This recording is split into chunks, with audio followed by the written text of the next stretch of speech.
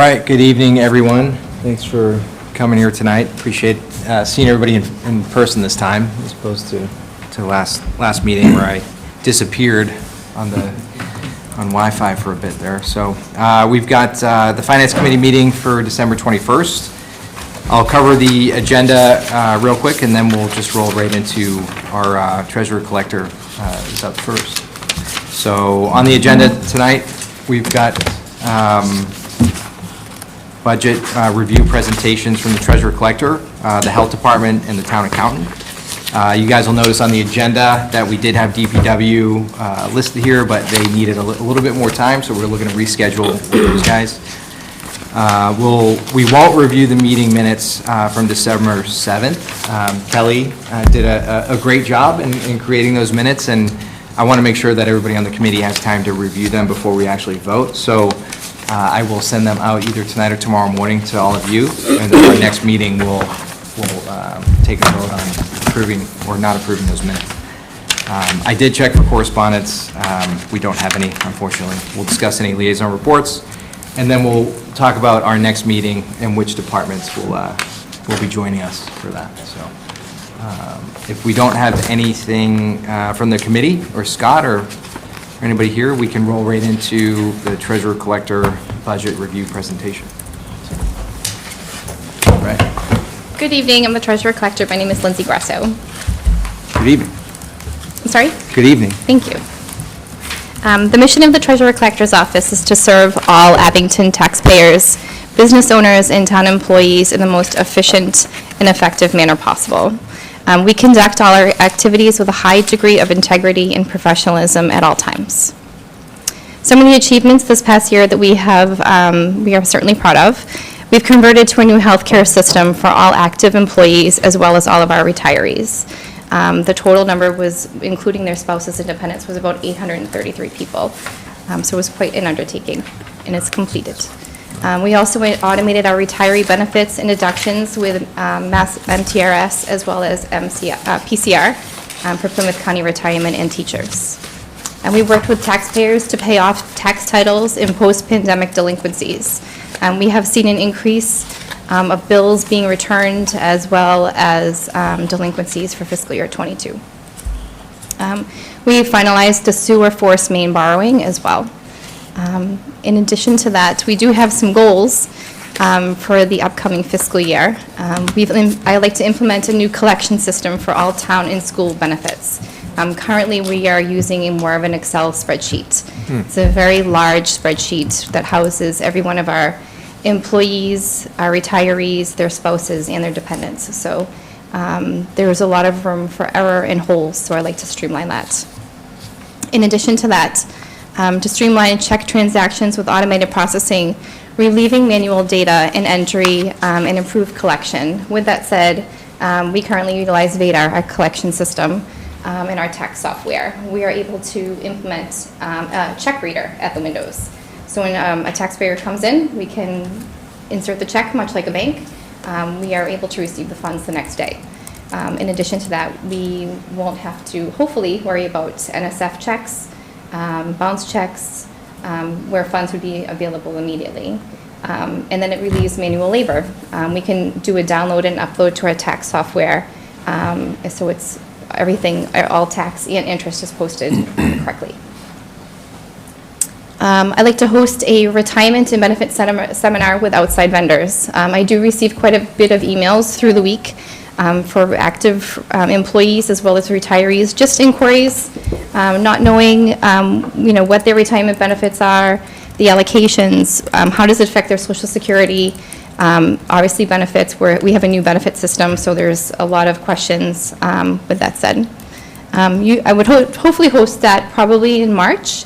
I see with taxes, people filing their income taxes, and they tend to look at their returns and say, okay, how can I save more money? So we'll work with our outside vendors to kind of bring them in and help our employees. And also continue to uphold the excellent customer service while improving our current standards. In addition to that, I like to add, in the Treasurer Collector's Office, we have undergone a tremendous amount of turnover. I have worked diligently training new employees while posting current revenue and balancing cash. We still do have a position open. I just had another person leave last week. Moving on to the budget. Can I just ask one of course. the goals on the collection system? Yes. Are you looking to bring a system in to do that? No, it's already available to us, and it's a free cost to the town. It's just another service that's not being utilized, And what's the service? What do you- the check reader. As far as the benefits, as far as the collection system, we currently have HPI, which is Health Plans, Inc., and there's other services, benefits that we have, such as AFLAC, Boston Mutual. All of these vendors also utilize this one particular company, and they're able to download our bills, and we can upload our reporting. So it's more of a streamlined process, and again, though that is no cost to the town as well. It's just a matter of researching it and getting it allowed. So, but you had mentioned that you're using Excel now. We do use Excel. That's our only database at the moment. We don't have one. Okay, and so how's this system gonna replace the Excel?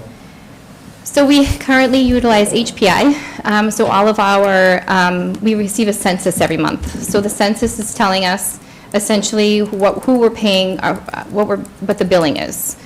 We cross-check that billing to what we are paying for through payroll, through MTRS, and through Plymouth County. And hopefully they match. They never do. So this is a way for us to keep track and collect those funds. We also have retirees that pay over the counter as well. So it's just another way to balance, keep track of our funds, and make sure that there's no holes. So I take it this is very labor intensive? Initially, the current system we have is very labor intensive. As you know, Excel, you can enter something on a line, the next line down, it may not be correct. So I was finding a lot of errors. Are you using version control on this? No, I'm not.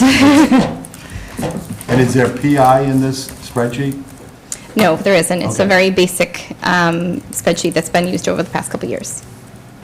Okay, because what you said, there's benefits Yes. associated with it. I just didn't know. There if it is, was so that's how we personal keep track of, information. that's how we keep track of our billing for our healthcare, Delta Dental, as well as Boston Mutual, so any out-of-pocket expenses that employees would pay. Okay, thank you.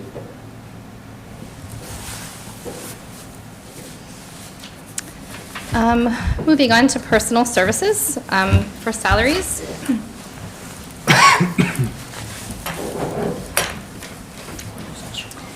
Within the treasurer collector's office, we have 4 employees, myself, an assistant treasurer collector, and 2 clerks. As you can see, there is an open position, and I have input the maximum allowable by the union for the rate for fiscal year '24. Within the past, like I said, within the past year, there has been several members in our department that have kind of come in and helped out, so we're trying to find some replacements. Within, also, just to touch upon what is included in that, the stipends, the stipends is, excuse me, the vacation buyback, as well as any allowable stipends through the union contracts.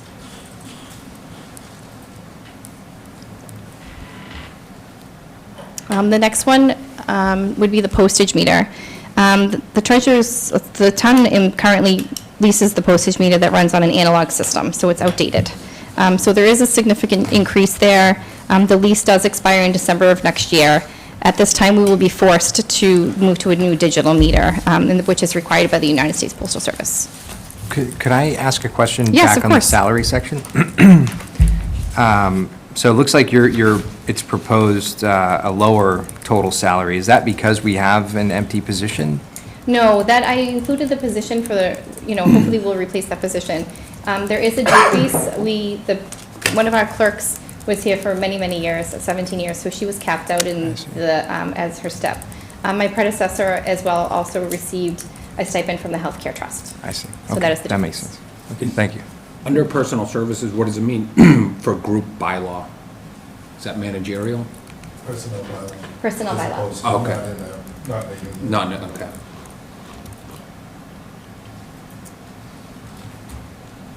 sorry to interrupt you. That's okay, no worries. The next one is education and training.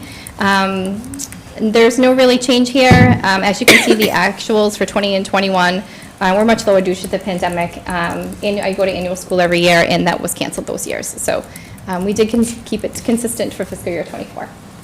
Just, so you're 47,000 for postage? That includes this new thing that you're doing? Or a new machine, or So we consolidated all of the all the postage? budgets. So the reason it's in yellow is because that's town-wide, Yeah. town hall-wide, so that's everyone's budget. Several departments had asked for postage increases in their individual budgets, but if you look at the FY '22 actuals, we're not, it's Yeah. pretty low. I mean, are we pushing like technology instead of postage? Or are we just like, people want email, people want things in the mail, we're gonna send them in the mail? Well, there's some. There's other towns. Your tax bill? No, so those are mailed out through an outside company. A lot of the increase has to do with the ballots. So the mail-in ballots was something that, several years ago, we didn't have. With COVID, the budget was increased because of the mail-in ballots. So how do we take that away? Because COVID's chilling out. It's a requirement in the state. So the state's required. Yeah, we are. How do we make it? Going forward? Yeah, I mean, you can let the governor. That's what I'm saying. Going forward, they're requiring it no matter what? Greg, you got my vote. But that is the reason for the increase. Thanks. You're welcome. So Andrew, then we will not see postage on any other budget? Right, Okay. And that was the part of the vote, right? yes. Yeah. The infamous. So it's a lot easier to look at. Yes. Everyone has been asking, oh, we need more postage, we need more postage, but But the numbers here are the Right. treasurer's budget in 22, 21. no, that's everyone, Oh, that's everyone? yes. All right, so it is everyone. So there is just an increase because of the balance in 23. Yes, the postage has also increased. There used to be 53 cents as a stamp, and now it's 57. So there's also an Okay. increase there. So is this line item only going to appear on the treasurer's budget, or this line item is going to be on everybody's budget? This is only on the treasurer's budget, and all departments have access to it. Okay. To back up a little bit, purchase services, that was just increased slightly. Our purchase services that are included within the treasurer's budget. We do have Kirkland Direct, who mails all of our tax bills.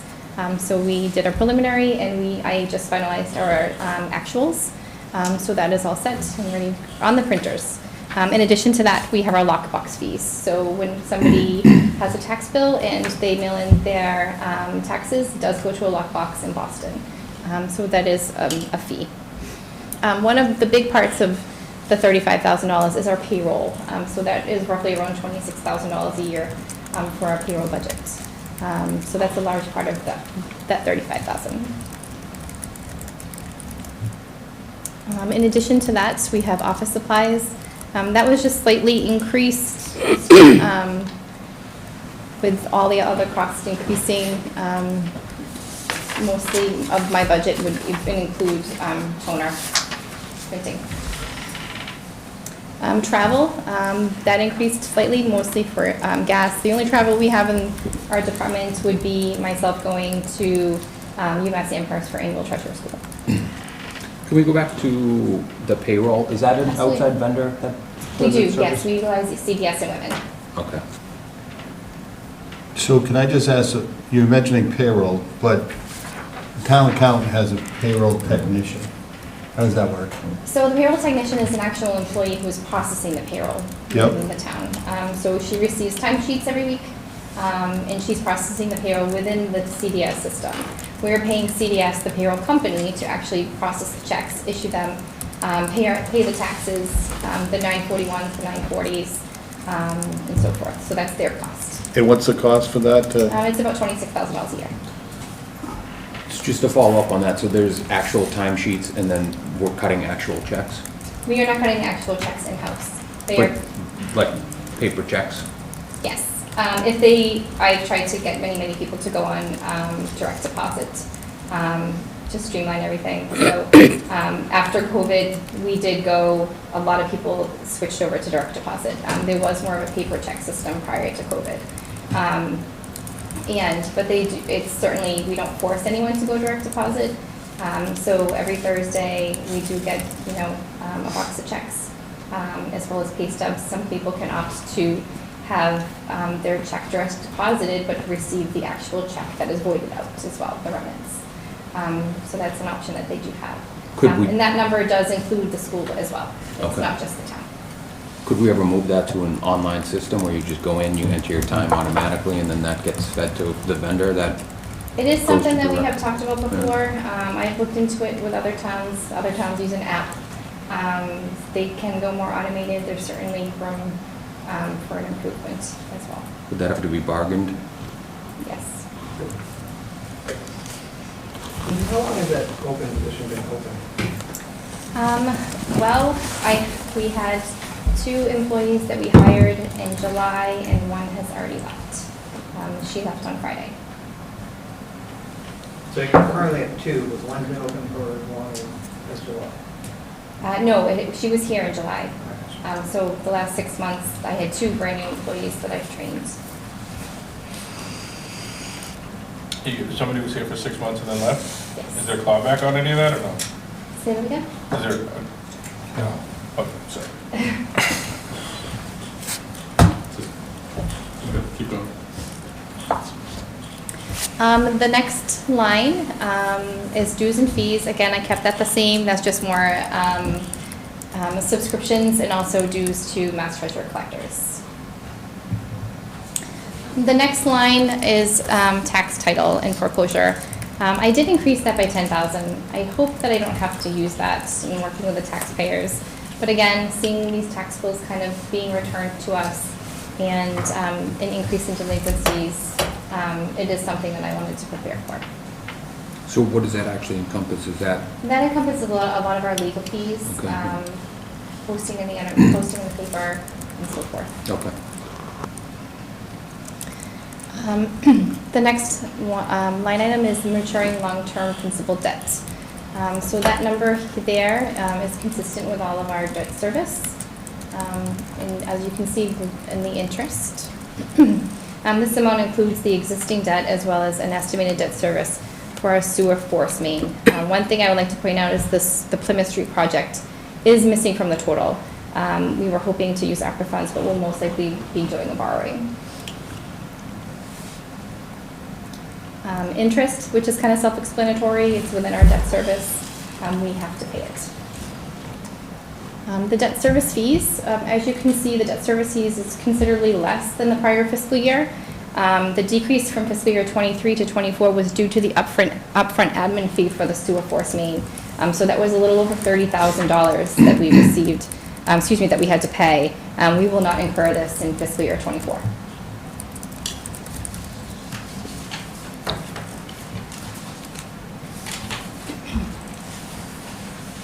The interest of the notes or bands, there's a slight decrease in the one of the bands that was paid off in May. And moving on to retirement, the increase isn't significant here in retirement. The assessment was just released from Plymouth County as it was voted to smooth over fiscal year 24 and 25 budgets in order to be fully funded by fiscal year 29. So if looking at the retirement or payout, in July, there was quite the jump. In our most recent meeting, we decided to go back to the actuary and to kind of smooth that over 2 fiscal years. So we didn't have to extend it. You said fully funded by 2029? 2029. What's the percentage now? I'll have to check on the percentage, I'm not certain. We do have...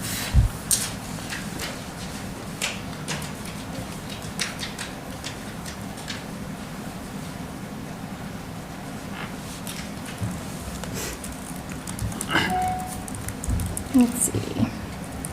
Yeah, this doesn't include the percentage on the evaluation, but I can check. That's Plymouth County, That's correct? Plymouth County, yes. Do we have somewhere the trend of the head count? Because we look at this and it just keeps going up, and I assume we haven't changed the benefits. The reason it keeps it kind of jumping into all of the next line items, Yeah. the reason for the increase is there's a constant increase, whether it's a 2% increase with contracts. whether there's an increase in just COLA, wages. So you'll see even on the retirement, there's always an increase in Medicare benefits. There are things that we have to pay. And like I said, with the increase in the wages, COLA, union contracts, it is something that will consistently increase. Right, no, I'm not saying that anyone's choosing to increase it, but we're choosing to add headcount, and we're choosing to make these other things. So I'm not sure that everyone recognizes when we make those choices that this is the result. Agreed. When we go from 19 hours a week to 24 hours a week, we push somebody into benefits.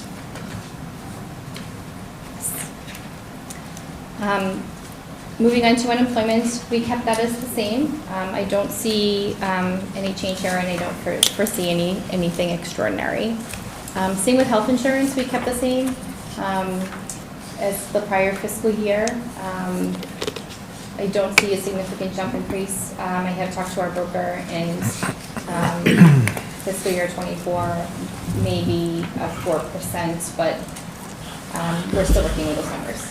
Does the school department budget for unemployment, or is that in this line item? I'm not certain. Do you know, Andrew? I think we paid out of this line We item. paid, yeah. Maybe you said this, why did health insurance go up so much in fiscal year '23? At least the budget. It actually didn't. Fiscal year '22, everything was not completely posted at the time. Those numbers were from about a month ago.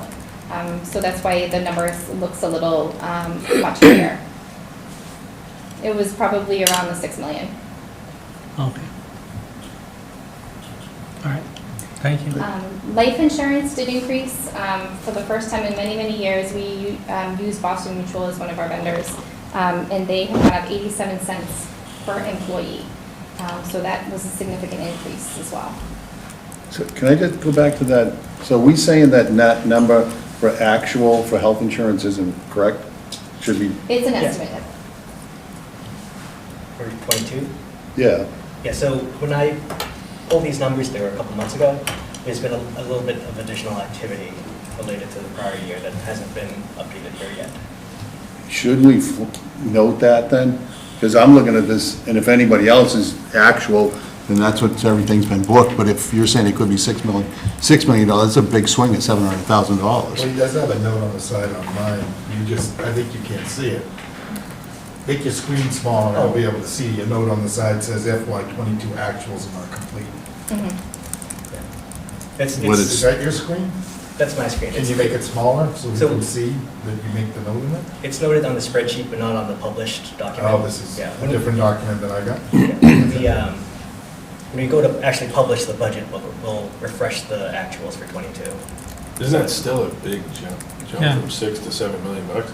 Since it went from 6 to 6 to 6 to 7? Nobody else saying that? Right, I agree with that. yeah.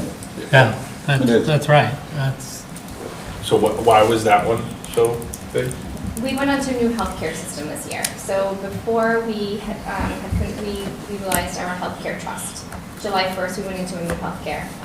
There was some fees that were incurred, and like I said, it has to do with our stop loss. I can get you those figures if you'd like.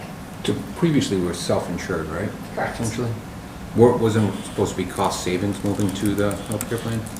Yeah, and there are cost savings, and we're still self-insured, but just with a larger group now. We were self-insured and we were without a group, so it was just our own pool.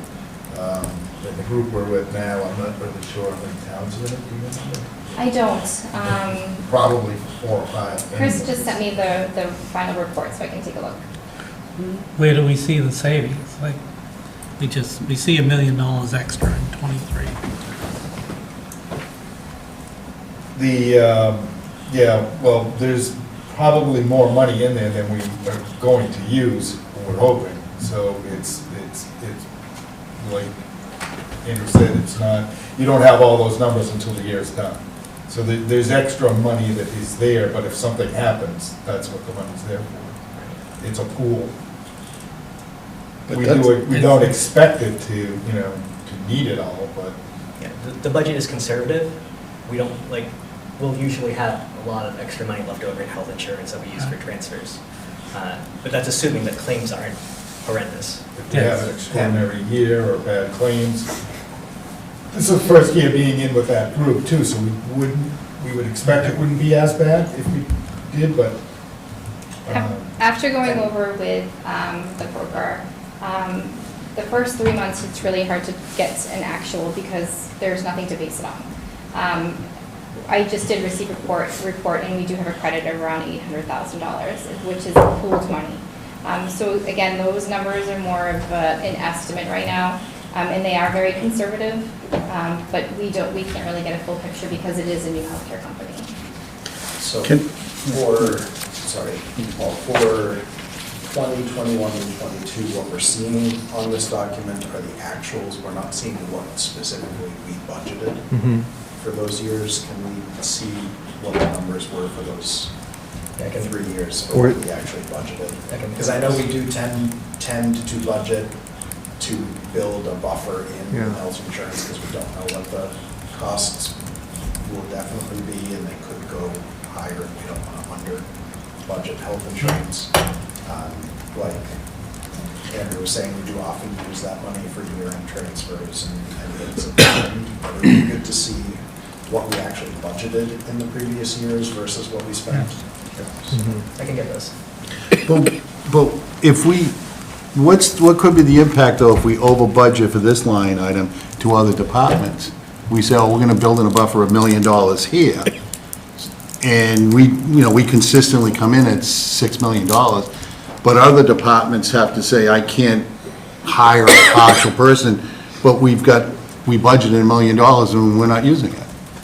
So maybe we need to reevaluate the estimate that we're using for this, because that $500,000 possibly could be used elsewhere. And if it comes down to that, as we're working through this budget cycle, that may end up happening. We may end up having to be less conservative with those numbers, but as we said, we don't have claims experience with this group as it is right now, so. But yeah, when we get closer to the end of this process in our budget, that number, we may say, we're gonna hold something slightly lower on that. It'll be interesting to see what Andrew pulls together based on your question. I was going to ask it in a different way. Like, I'm interested to see what the transferable amounts were each year.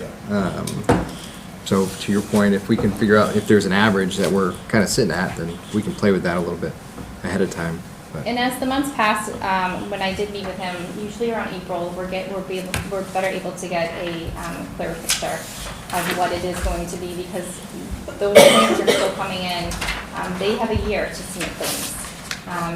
So hopefully that 90-day window tends to be when the claims are submitted, but they can go out a year. So usually around April, we can get a better picture of what the actuals are. Any other questions in healthcare? Did we had a presentation on it last year, what is it, the OPEB fund? Yeah. Did we do anything to contribute to that? We have not. Is there any plan to? That is something that we've discussed. Okay. Moving on. Sorry, I Go ahead. apologize. That's okay.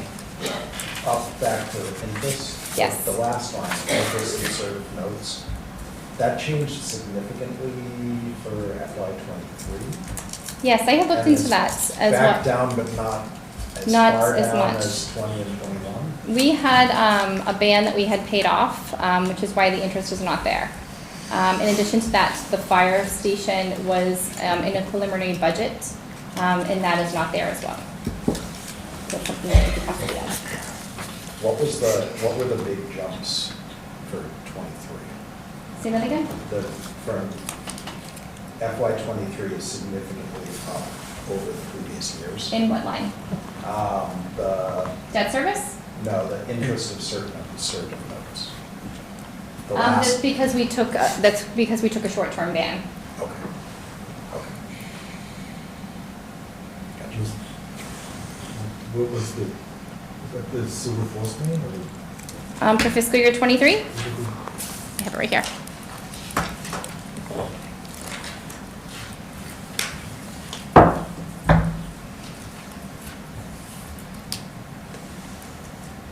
It was for so that we took a ban on the high schools, new middle school and high school. Ban? Following anticipation then? Thanks. Correct.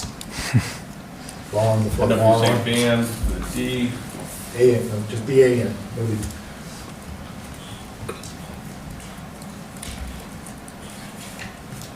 Thanks. Any other questions? On the tax foreclosure charges, Yes. I'm assuming that there's also revenue generated with that, correct? So where did, from the actual foreclosures? Yes, where would there that is. go? So our hope and goal is to pay off tax, interest, any fees. All the legal fees are collected up front, so we do post them to the account. Okay, So they are collected first. okay. And again, I hope that we don't have to use them. The one line we didn't touch upon is Medicare. So there's an increase in that significantly as well. And again, that's just a matter of increase in the COLA, contracts, and also regular wages. Deferred comp, we currently don't have anyone in town that has deferred compensation.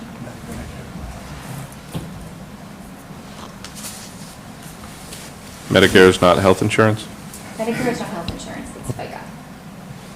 It's 1.45%.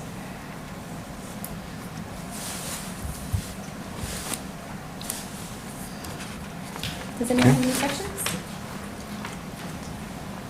I got a question for Scott and Andrew.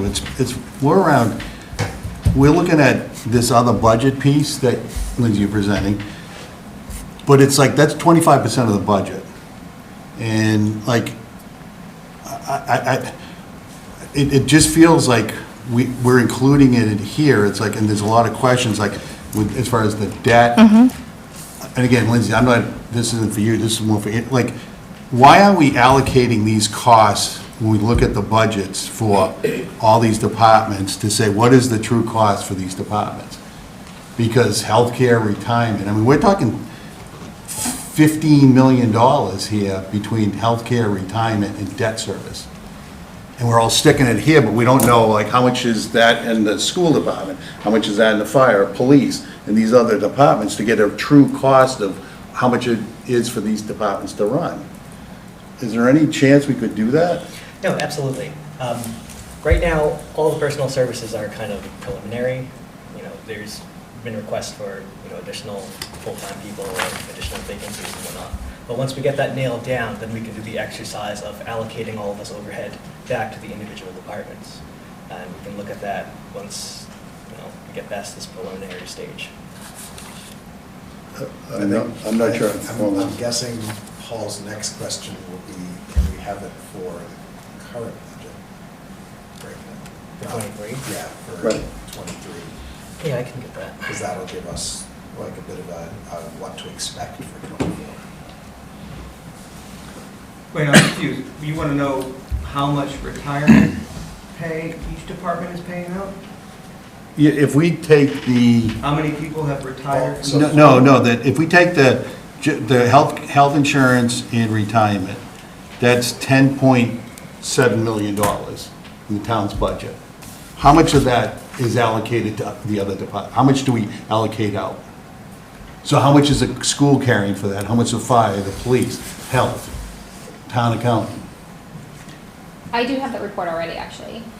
So it's something that we do a year-end report with the school department as well as the fire department. So it is something that is already in place. I can take a look for you.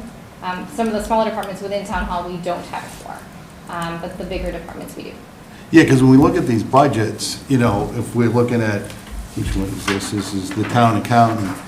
If you just look at, like, 93% of the budget is salary. 7% is just other expenses. So when the town accountant presents, it's like, so if you had the health and retirement in there, it's even higher. So expenses are like 5%. And just trying to get a truer sense for these departments, it's like, how much is salary and benefits? Because that is the bulk of what's the town budget is. You get a true, because when it's in this other area, it's hard to understand, like, how much we pay, really truly pay in salary and benefits. I can get that for you. Okay, thanks. I did just find, actually, to answer your question for the budget. So in fiscal year '23, for health insurance. It was budgeted at 7 million. The actual was 6.8. Fiscal year 22 budgeted was 6.8 million, and fiscal year 23 budgeted was 7 million. So it's pretty close. But we're coming, the actual though We're is coming with around. the actuals, correct. So we're budgeting over $1 million Yes. for. Okay. So that's where I'm, for Scott, like I'm struggling with understanding. If we consistently over budget, so then that's potentially funds that, we've got the, health coming in next, and they've got a proposal for some of $58,000, and we're saying, well, no, we can't, but we know potentially we could have $1 million here. If we cut that down to half a million dollars, and there's a $500,000 we potentially could use to hire other people or other services. Somewhere around February, we can make that decision probably. Okay. Is there anywhere else where we over budget like this? It's mostly, it's really maybe in the insurance. I mean, obviously, we can, our waste hauling is a crapshoot. I mean, because you'll hear from Board of Health later that the prices, and Greg might know. I know Greg likes that. There is an area where we under budget I was gonna say, significantly, and that's snow. Snow. Yeah, for some reason, actually, there's all kinds of reasons. There's a lot of I know, reasons, but and we've talked about it it too. seems like. We don't particularly like it. It seems like there's got to be a way to make it so that we budget for it without budgeting for it. Yeah, and that has a lot to do with some of the discussions we've had with the capital improvement plan and Yeah. sort of working towards a pay-as-you-go. But it changes a lot of the way that and everybody's used to budgeting here. Yeah. And I think we have to be,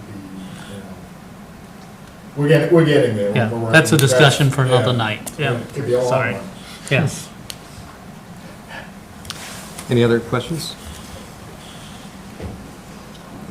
Is that all you had for us? That is all I have, yes. Okay. I actually, no, there isn't. So there is one thing, on the next page,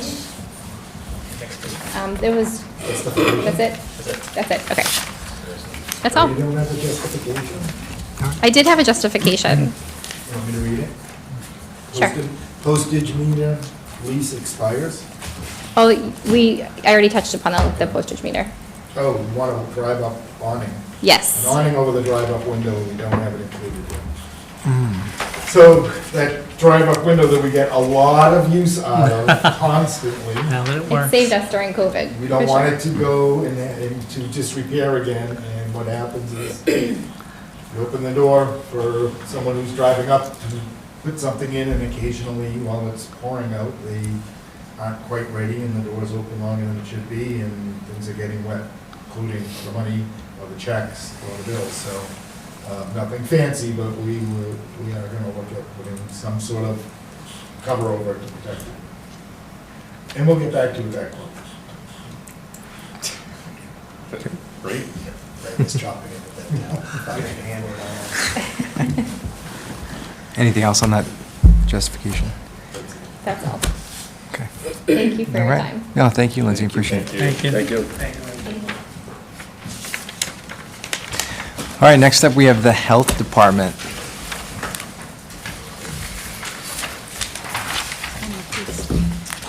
Hey, guys. Hi. Good evening. I'm Lindsay. I'm Chris.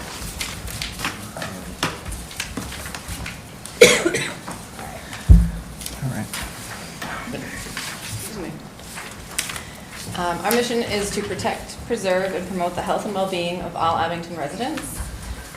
We meet our mission through the enforcement of health codes and regulations while promoting a healthy community. Some of our achievements that we have attained this year is that our department was recognized on a national level for the work that we did through the Talk They Hear You campaign. It was an event that we put on back in May of 2022. And then it is carried on into the summer and then through the fall. Chris and I were just a part of a podcast that got, for a national podcast rather, through the Substance Abuse and Mental Health Coalition that will air many times next year. And then I was asked to help launch this same campaign that we did here in Abington nationwide in other health departments. Chris was successful in obtaining his lead determinator. So that's a new service that we can now offer to the residents of the town. That's basically determining, as the title is, determining if there's lead paint on the premises. So there's a whole licensing process to get through for that, so I completed that, and that's now an added service that we have. I was invited over the summer down to Texas A&M to complete some federally funded FEMA training about incident command for managing complex incidents and expanding incidents, so it's breaking into unified command, which I successfully completed and was able to bring a lot back from Texas to take to the town and working with police and fire to bring a lot of the knowledge I learned there to our community. We are also one of the few remaining local jurisdictions that are offering COVID boosters and COVID primary series, making it super easy for our residents to call us, go online, schedule an appointment, and then just walk into the office, sit down, get their vaccine, and continue about their day. With that being said, we also attended Oktoberfest, where in just shy of 3 hours, we administered 77 COVID vaccines in that time frame, as well as flu, and I'm drawing a blank on exactly how many flu we administered that specific day, but I have numbers of what we gave through the season. And then we successfully hosted one of the largest hazardous waste collection days that the coalition has had during the season. Who's the coalition? It's the South Shore Recycling Cooperation. So we partnered with a number of towns on the South Shore for recycling and trash education and removal of hazardous waste, recycling. Does that go on does it rotate between towns? Yeah, so they generally, they actually had some problems with the vendor this year, but generally it's 6 in the fall and 6 in the spring. And we hosted one of them this past fall, and that was one of the larger ones that they had. Sorry, I have to channel my inner Barbara for a minute. Can you tell us, and especially for the people watching, a little bit about the Talk They Hear You campaign and what the podcast is that you're doing? Yeah, absolutely. So Talk They Hear You is a campaign that we hosted. It was about an hour-long presentation about talking with parents. We brought them to the library, we had an event, and it was a great discussion that we had. It wasn't just me up there, rattling off facts about, underage drinking and substance abuse, but it was a conversation that we had with residents about ways to approach talking to their younger children about how to not give in to peer pressure, how to stand up for themselves, and that, just because everyone is doing it, they're not.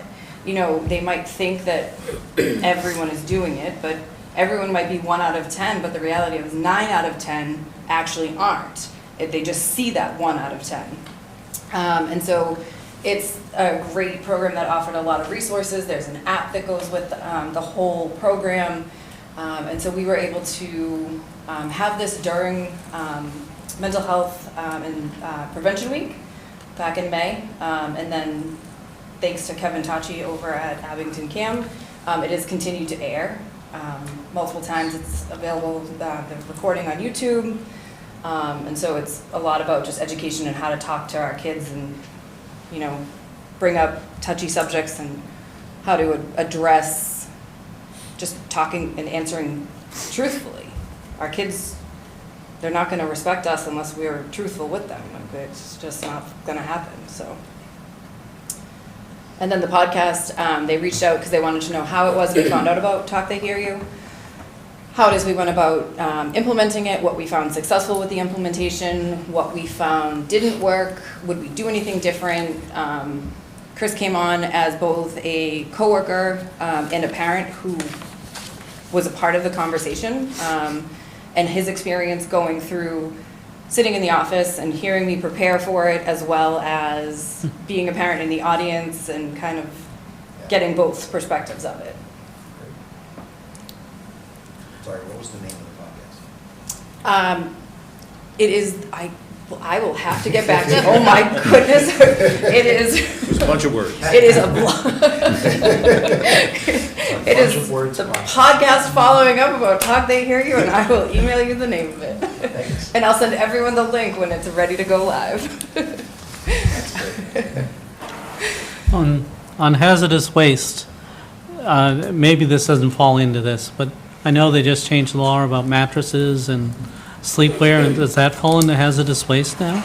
No, that's a whole different. Oh, okay. Yeah, the hazardous waste events in particular are, it's oil-based paints, chemicals, gasoline, Okay. things like that. Batteries? Yes, some, others, we take in a separate program.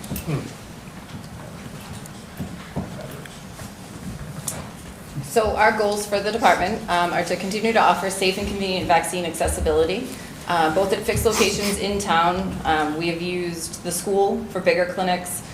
We have used town hall, and then also to homebound residents. Promote and execute Red Cross classes to various age groups, offered CPR, babysitting, wilderness first aid, and any other classes that we are able to, as instructors, bridge to be able to teach. So if there's an interest in it, it's something that we can either continue education for and offer, or that we are already able to offer, be able to continue to do so. Promote the welfare of our population, ensure its security and protect it from the spread of infectious disease and environmental hazards, and help ensure access to safe and quality care to benefit the population.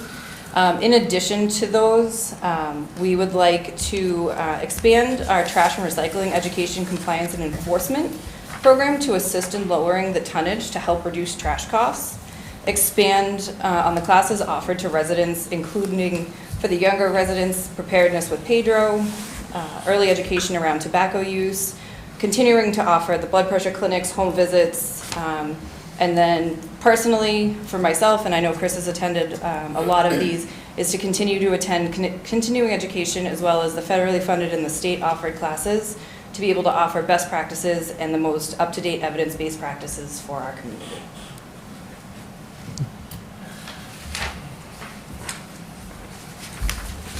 All right, budget time. And my last goal is to remember the names of the podcasts that I'm asked to be on, so I can properly present them and represent them.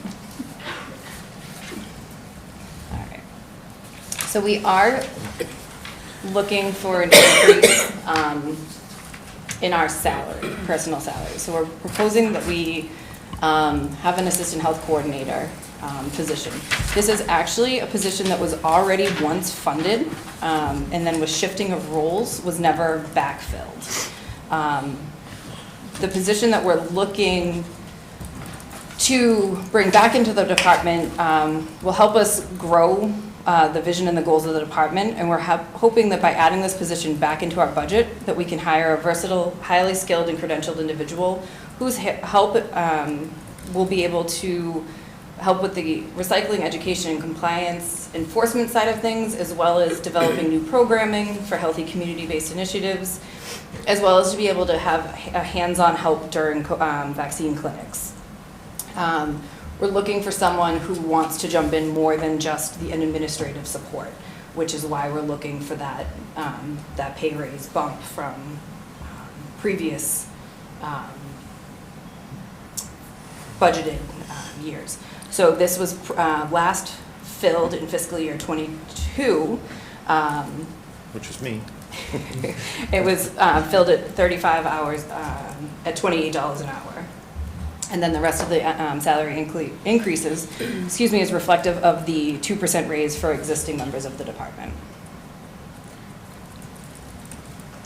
So could you just detail what would some of the, I know you just generally said them, but what are some of like the day-to-day functions of that position? Is that like inspections and things like that, or?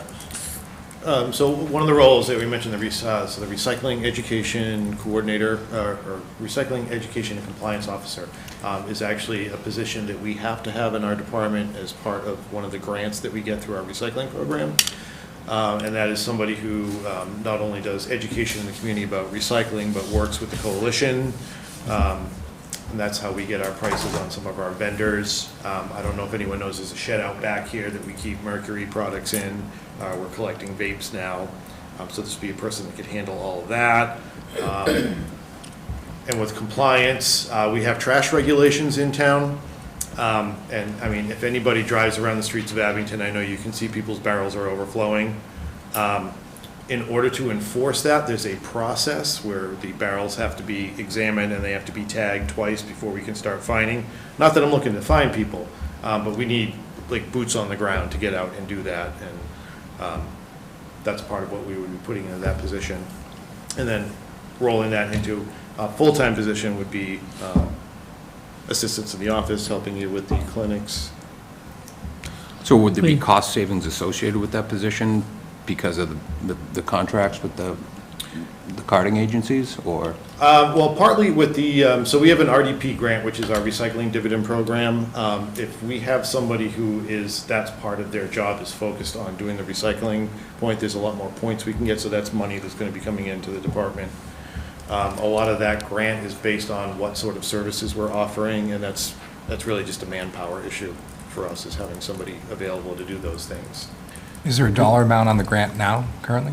I just heard from them, and I believe we got $9,000 this year. We got more last year, but we had some new programs that started, like our mattress collection, so that was funded. That wasn't funded this year because it's an existing program. So I literally just heard from them last week. I think we got $9,000 for the grant this year. Okay, on the point system though, do you have to then actually issue tickets, violations to whomever to prove that, hey, listen, the program is actually working? Yeah, so what we do right now, our drivers are equipped with tablets, so they can take pictures of problems, and they usually communicate back and forth with us.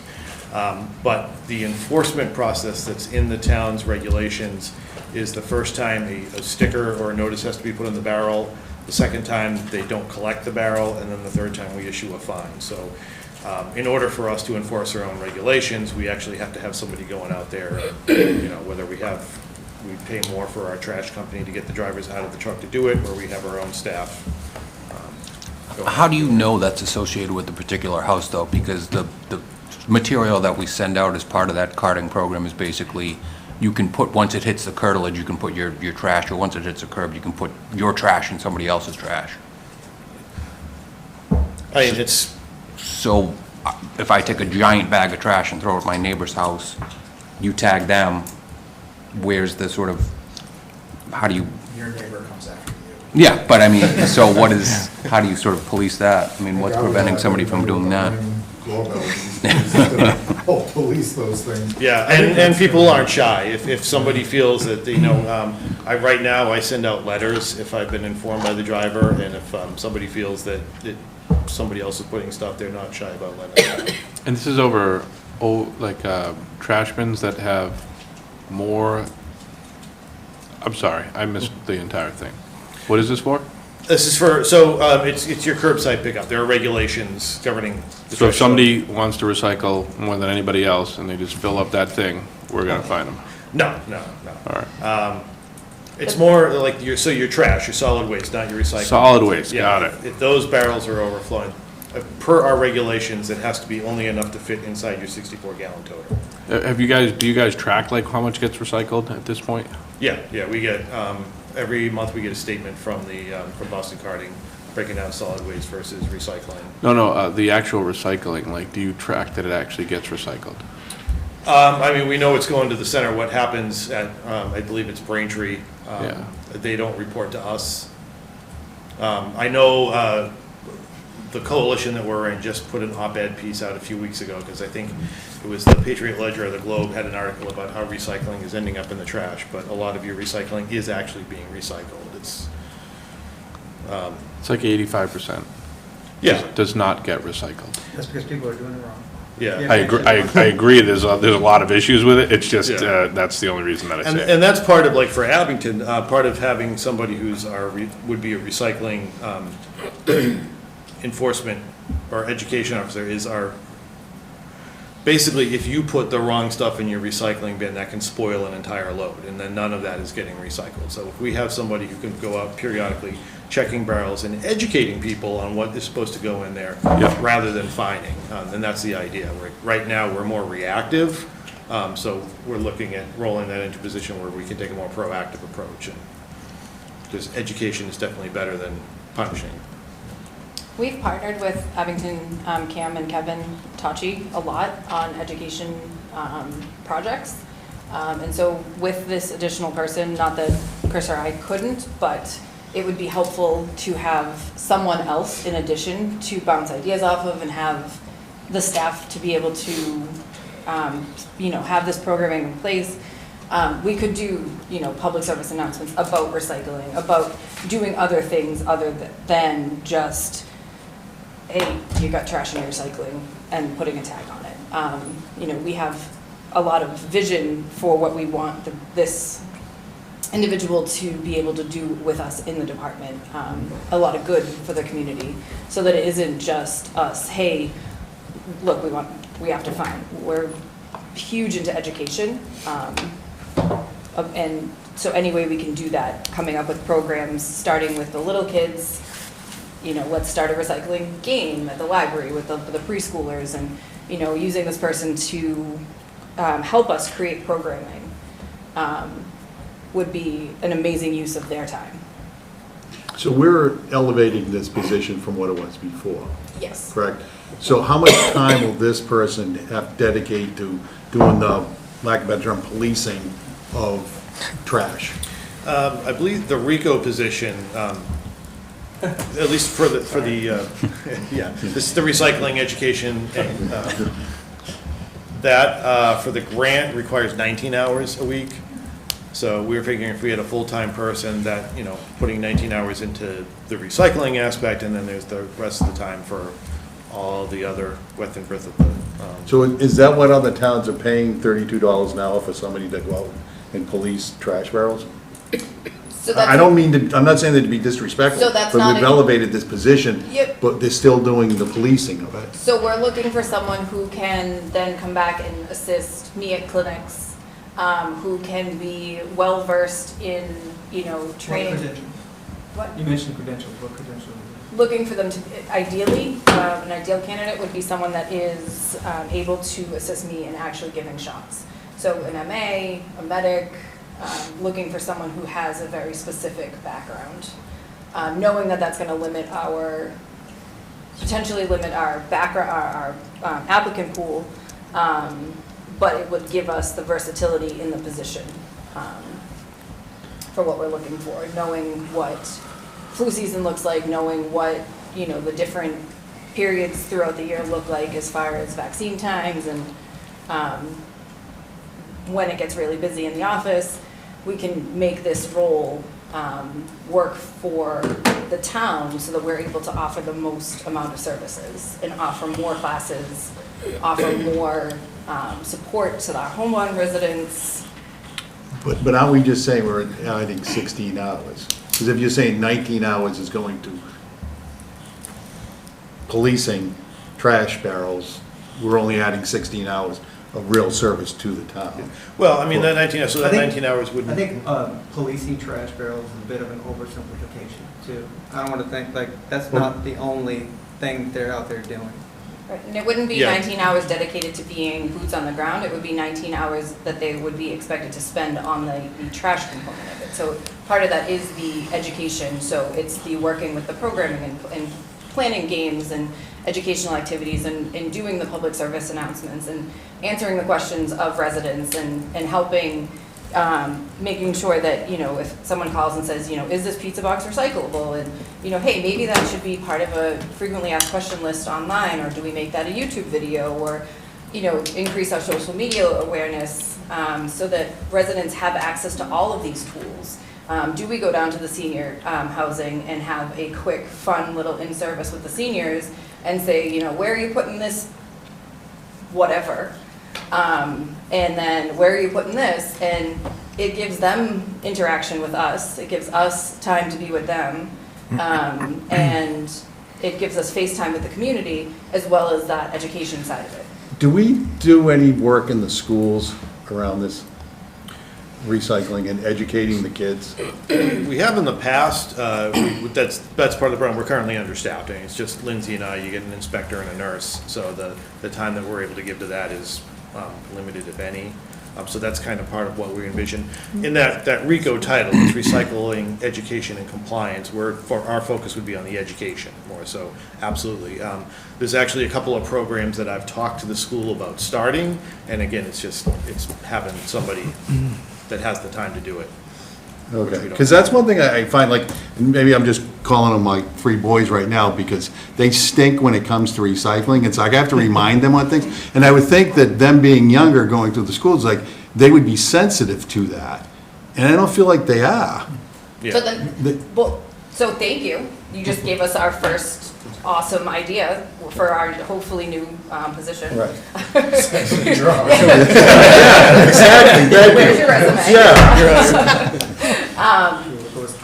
So that is something that, would be a first thing we'd do, is would talk to, the principals and all the way up from Beaverbrook to Frollo Middle and High School and say, hey, is there something we can come in and do? A fun, interactive, give us, a half hour, even if it's during lunchtime, and is that something we're able to do and present to the kids and talk to them about recycling? And Yeah, that'd be great, yeah. and include the little ones. We have a great working relationship with the school department as a side effect of COVID. We worked very closely with them, and so we are able to lean on them and they can lean on us for a lot. So I think that's an awesome collaboration between the departments. Did this position get transferred somewhere else last year and now it's back?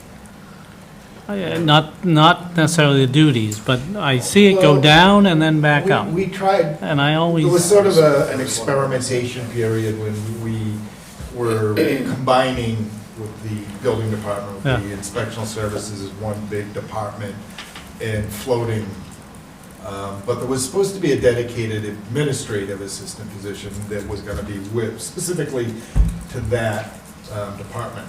And, but that person left recently.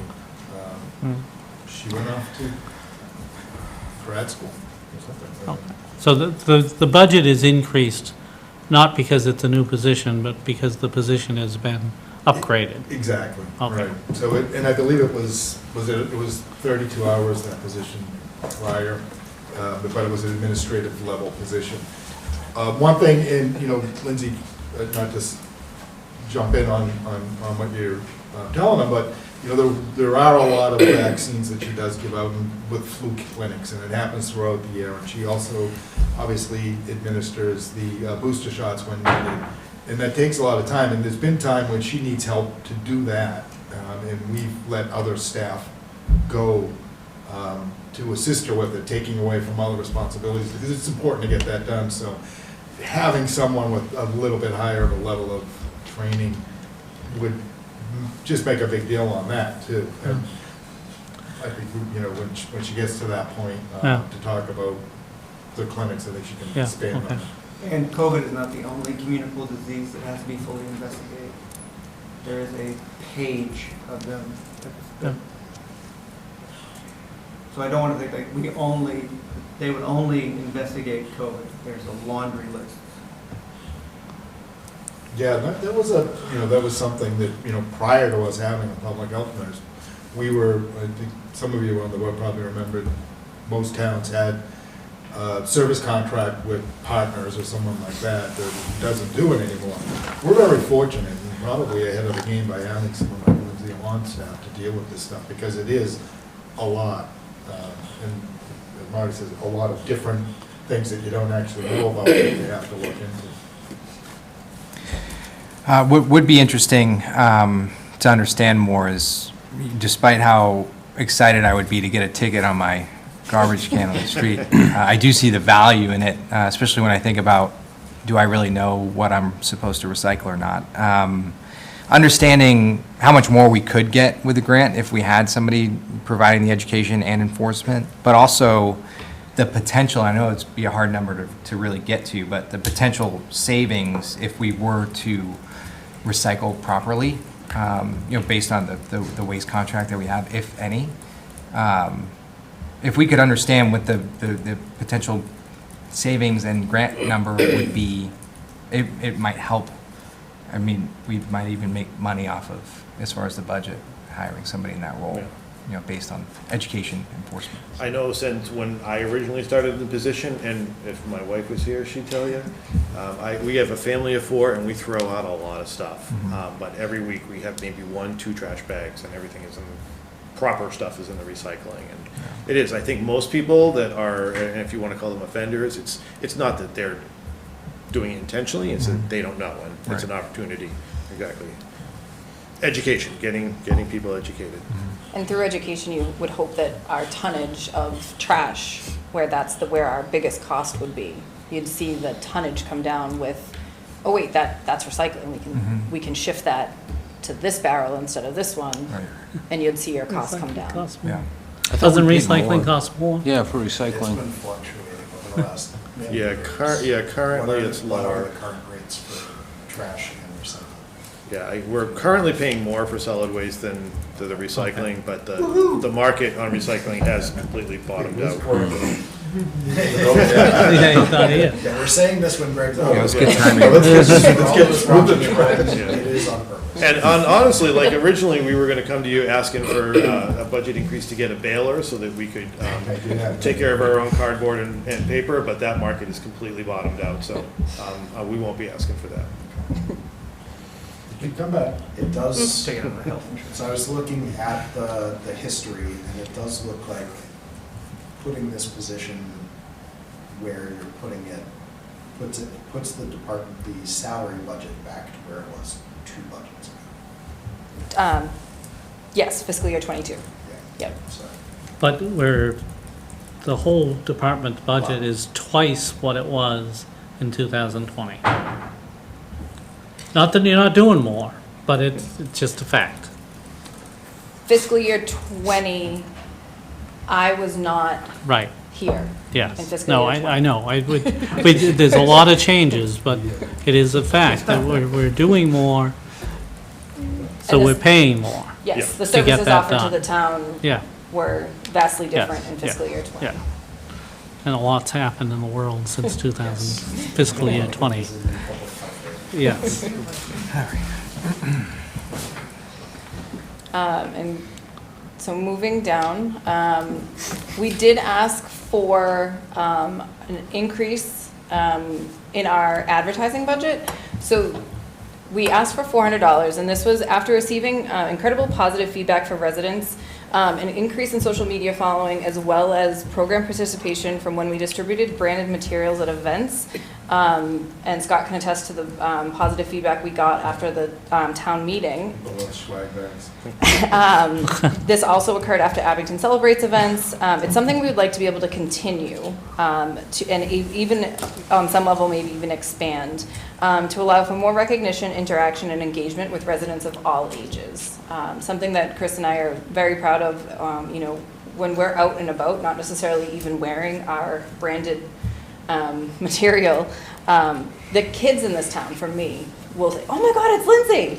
And that's huge for me, because that's what I set out to do for the town. So the advertising part of it, that they're comfortable coming to our office for vaccinations, we making fun for them.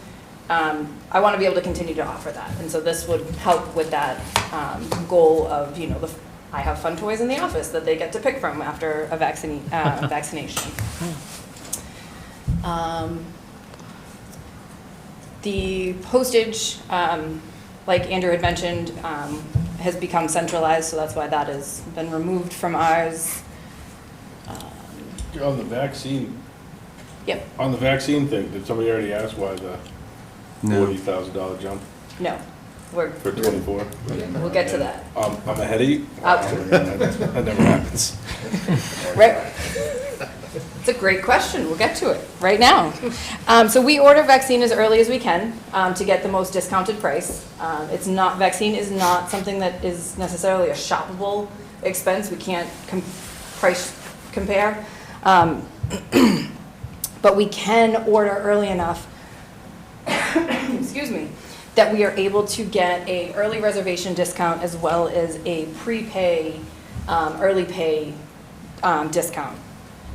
So I will actually place next year's vaccine order for the fall of '23, the week after Christmas. So next week, right before New Year's, I'll place that order. And it will not get delivered until next August. How much of a discount do we get? It is, And do we pay that in advance? so this gets paid, it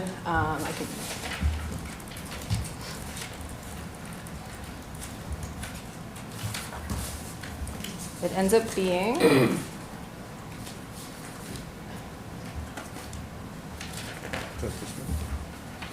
yeah. Sorry to ask No, no. the question that's on the last page of whatever you. No, you're fine.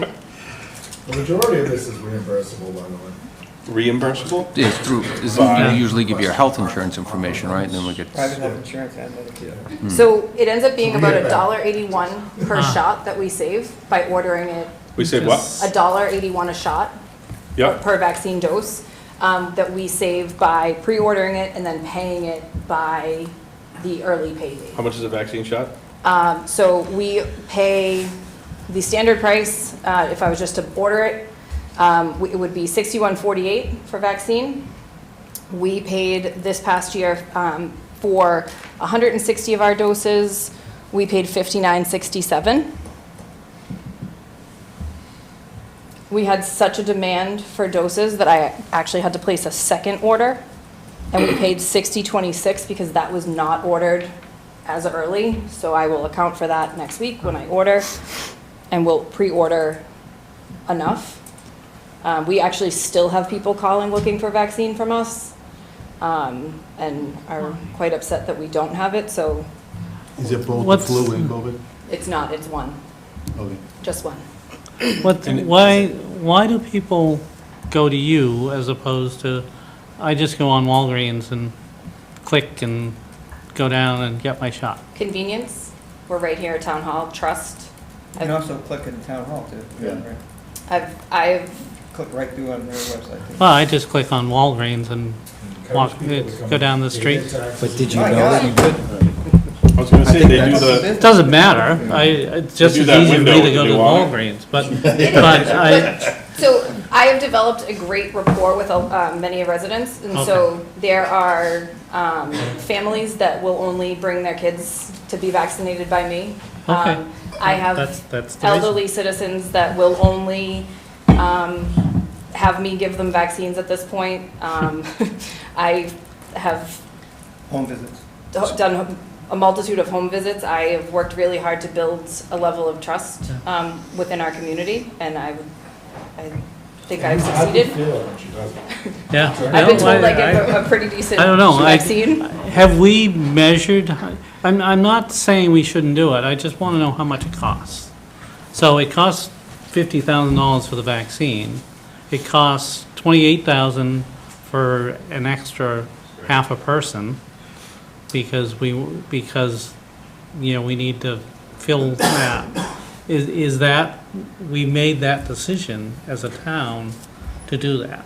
So we get all of, insurance companies pay us a fee for the vaccine as well as for the administration cost itself. Okay, all right. Well, that- So unfortunately, the way insurance functions, I can only give you ranges. I can't say specifically what insurance company pays what, but for the high-dose vaccine that we give to senior citizens, insurance companies pay out anywhere from $42 to $69 per dose, plus an additional $11.37 to $24.80 for every dose of a shot I give. If they happen to get their COVID vaccine while they're with me, we also see an additional $8 to an additional $15 because they got two vaccines done at the same time. We are set up as a biller for Medicaid. We were able to get our Medicare Part B provider status, so we can bill. We use a third-party biller that most local boards of health use. They are Commonwealth Medicine. They're in conjunction with UMass Medical. And they handle all the billing side of it for us. But we do see deposits from them. So the actual cost of the town is a lot less than what Correct. it shows here. Yep. Andrew, do you know what the net cost is? I don't have that. I can get it to you. So it's the 50,000 is the cost Is upfront the before upfront anything. cost, yep, and then Good. we get payments. So the first payment for flu season, we will get in June. March, we get a second one in June, and then we get the remainder of the payouts in September. COVID vaccination is paid out on a rolling basis. So those we see every couple weeks or so. I have some of the payouts so far for fiscal year '23. So far, we have been paid out $4,576, and the COVID vaccine has not cost us anything. The reason for the increase in cost on our line item for vaccine is because effective in March, COVID vaccine is not going to be free any longer.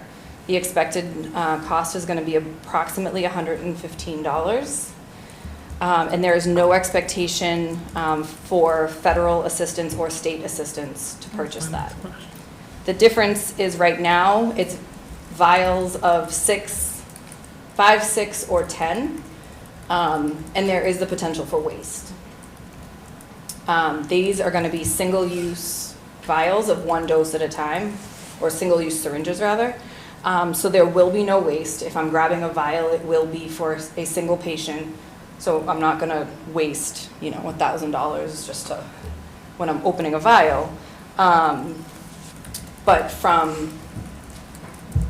that is the expected increase. And the reason we came up with 50,000 is fiscal year '23, to date, we have given 310 COVID vaccines and 302 flu vaccines. And so knowing what it's looking like, the science is pointing to, it will be an annual we'll continue with the annual flu vaccine as well as an annual COVID vaccine. If we do about the same, knowing that the demand is still there, people are still looking for shots, people are still looking for flu, that will allow us to purchase both the quantities of each that we need to supply the town. Our pediatric vaccine is also provided from the state, free of charge to us.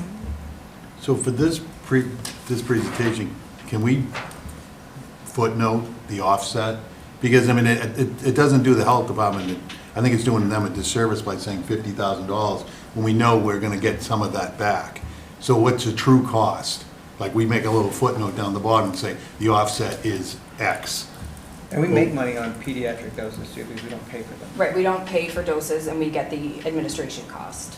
And we give a lot Yeah. of pediatric shots. So do we expect, considering the administration cost on the other vaccines with the amount that will be reimbursed, do we expect to be a little bit low, break even, make a little bit over? So I would assume that the make a little bit would be what would be going towards paying salary for the person who's actually doing the administration, but do we know We what to should expect make, on that? we should make a little, but unfortunately, the way the insurance rates Yeah, are it's very, provided very to us and the reimbursement rates, we don't know until we're actually reimbursed exactly what their reimbursement rates are gonna come back at.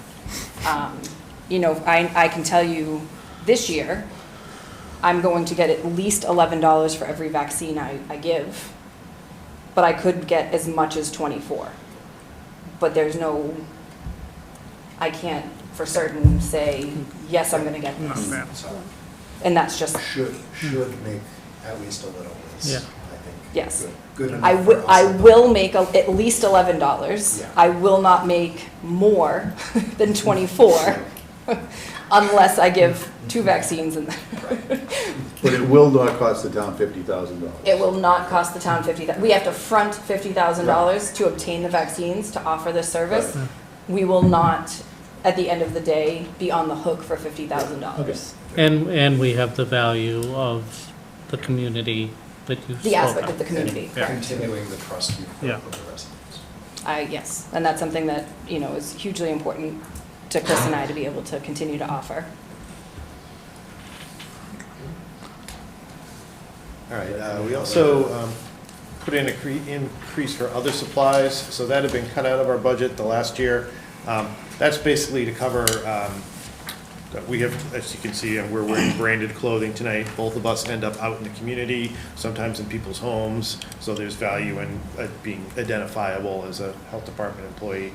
Both of us also have equipment that we need for our jobs. That stuff breaks and wears down and needs to be replaced, so we felt 1,000 was give us a good window for getting what we would need just to be equipped for the job. Any other miscellaneous supplies? And the rest of the stuff there is level funded.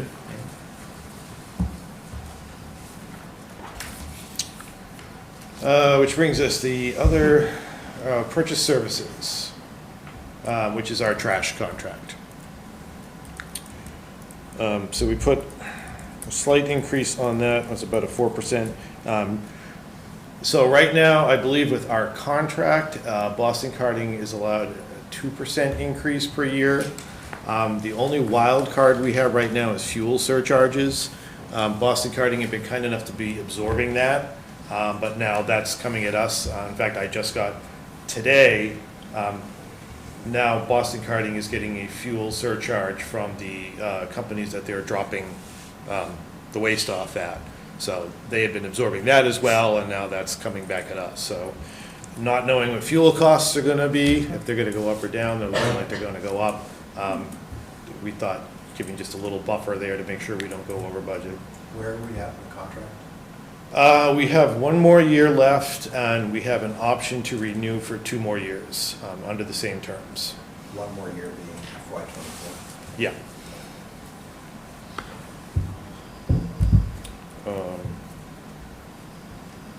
So that's that, and as I just did some quick numbers today, because I just paid our trash bill for November.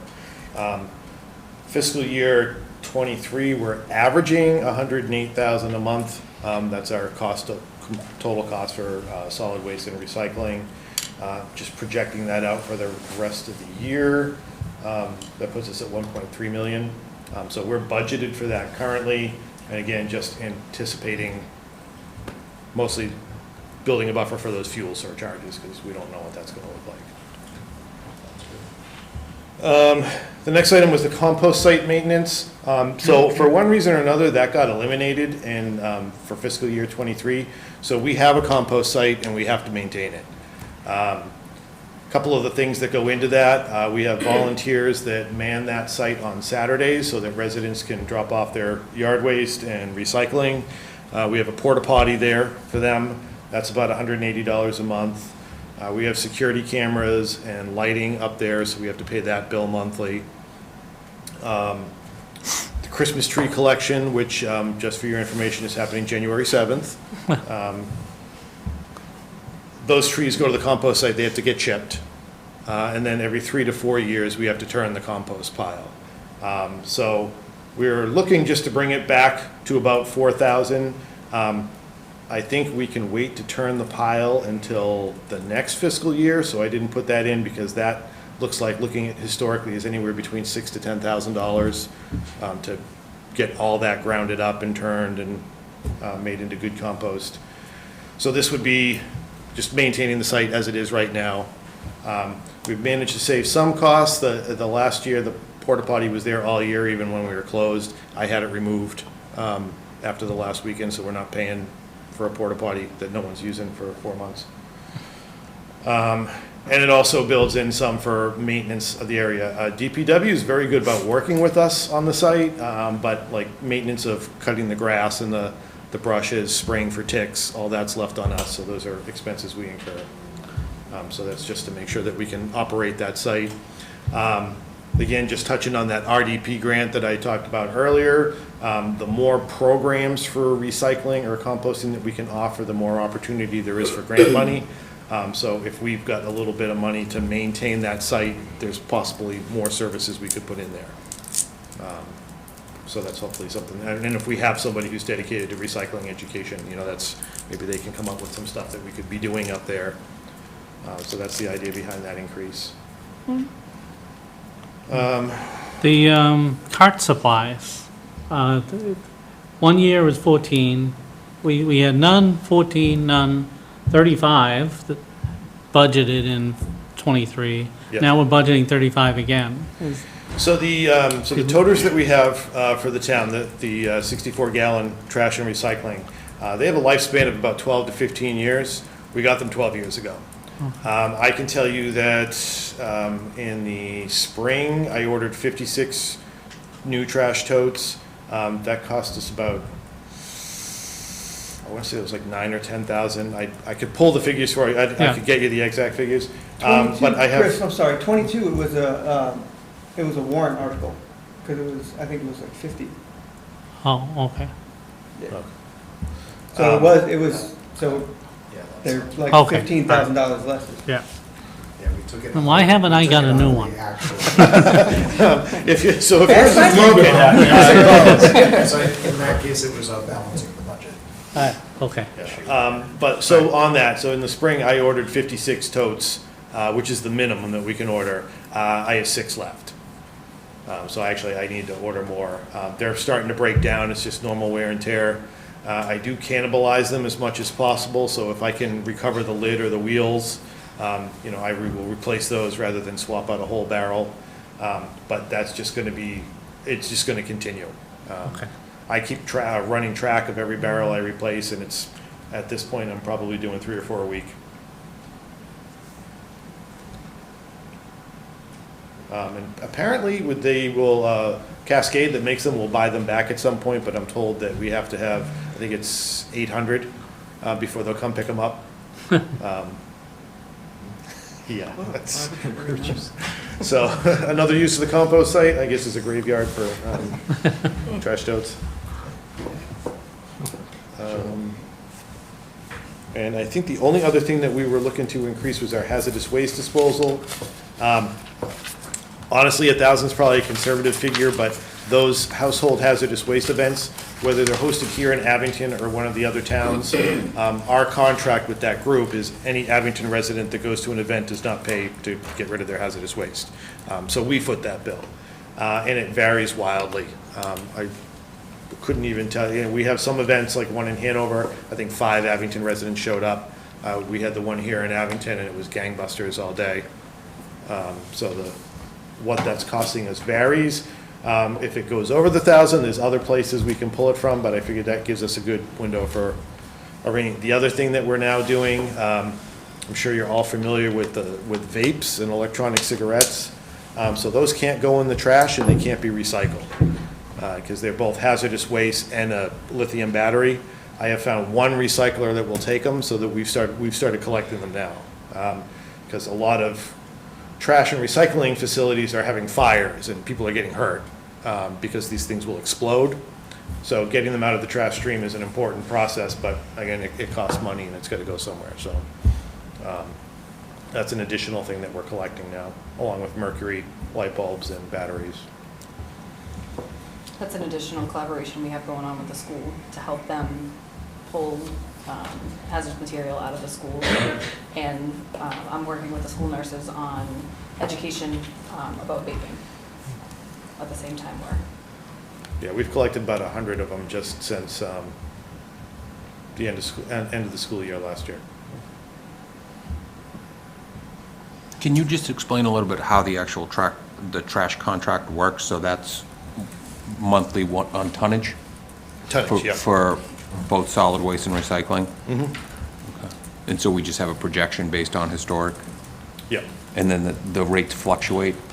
And obviously, we made some assumptions in there, but there's fuel cost in Mm-hmm. accelerators in the contract, so that's really driving this quite a bit. And then tipping fees, if tipping fees go up, they pass it on to us, so it's not necessarily locked in. Okay. Yeah, our tonnage is fairly consistent. Like I said, we average $108,000 a month combined.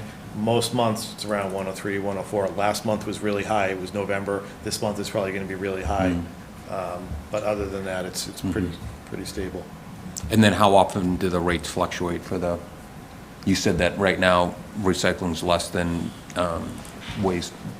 Like, how often are those set? Are they monthly? Are they like twice a year they revalue those, or? That's I'd have to double check, but I think it's probably annually. It's an ongoing rate. Oh, is it on- is it none? No, just the cost, what it's costing for the recycling versus the Yeah, that's like a commodity, so It is, it goes up and down. rolling. It could be different tomorrow than today. I mean, we did actually have a good conversation that we were going to, and we were doing some research to try and find a baler, because at one point in time, that was one of the few things that you could make some money off of, and it wasn't that long ago. And that market just died. It was, you know, basic, your Amazon boxes were the only things that people could make money off. Yeah, gone. Literally, just them stopped. So, and I don't know, you know, necessarily what triggers all these things other than, you know, other countries and what they're taking and who they're working with, so. Okay. Scott, oh, sorry. Oh, go ahead. No, Scott, last year, there was discussion about looking at, you know, how we pay for, because this cost is not, it's not gonna go down. Those days are over, and like reimagining how we fund this. Is that still on the table, discussions or looking at alternatives, how we? Well, I mean, the money's the money, so yeah, I mean, you can look at it alternatively and say we take it out of the budget and give everybody a separate user fee. That's difficult and very little appetite for it, and the problem is right now where it's built into your tax base, it's spread through everybody, including Walmart, Target, people who don't use it, they pay a good amount of taxes. So if you take them out and just make it a user fee, a separate fee that each individual household gets, then it's gonna be more than what they would probably be paying now. May encourage them to recycle more. There's, you know, we looked at other things. What are other towns doing? We can't set up a transfer station. You know, it just isn't gonna happen. DEP's not gonna allow us to do it. We don't have a place to do it, and invariably it would end up in somebody's backyard who would be very upset with us if we tried to do it. Pay as you throw, difficult, especially with the system that we have, to switch over to a pay as you throw, or you can sell bags, but then you gotta put the bags inside the tote.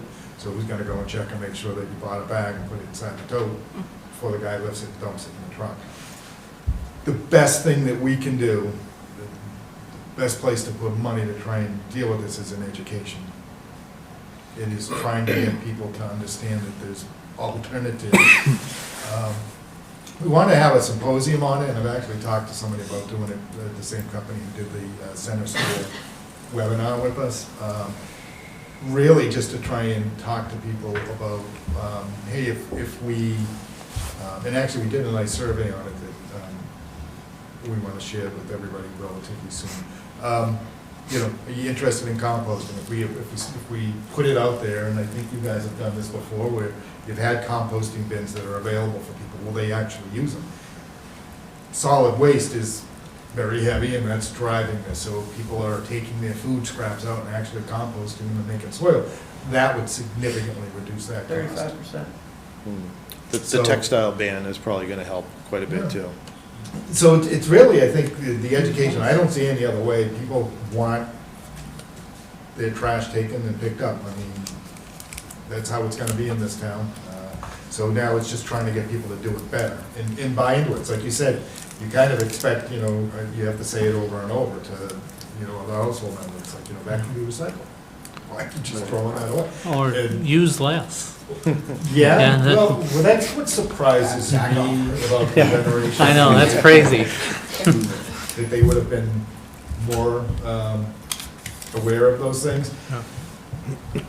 But again, the educational part of it is huge. So the investment in additional staff and hours is an investment in potentially, there could be a return on investment on that. And maybe the only Yes. way that we ever That's the- reduce Yeah. this or get a handle on this is by having somebody who's legitimately pushing it. And, Right. you know, in every chance that we can get. To say, Yeah. at the schools, at the Oktoberfest, at Mhm. town meeting, someone there saying, don't forget, here's some options, this is what's available to you. And I swear I'm not beating a dead horse on the additional position, but when I was going over the trash contract, there is a stipulation in our contract with Boston Carting to allow us to do pilot programs. So in working with them and coming to an agreement, we could pilot a few things, looking at reducing our tonnage and stuff, and that's where we would want a high-level person in that position that could come up with some, creative thinking on different options we could look at. So that's a possibility. Allow me to beat a dead horse. The extra position would also bring in more revenue from vaccine administration as well. I don't want to leave that off the table. It's an enhanced position. This is an existing position that we're looking to. Thank you. Thank you for your time. Thank you. Thank you for the education.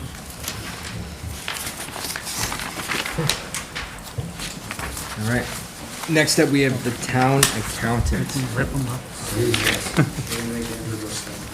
I'm driving from here, so I gotta do it from here. I'm gonna have so many questions, Andrew. Maggie, you better buckle up. Strap yourself in.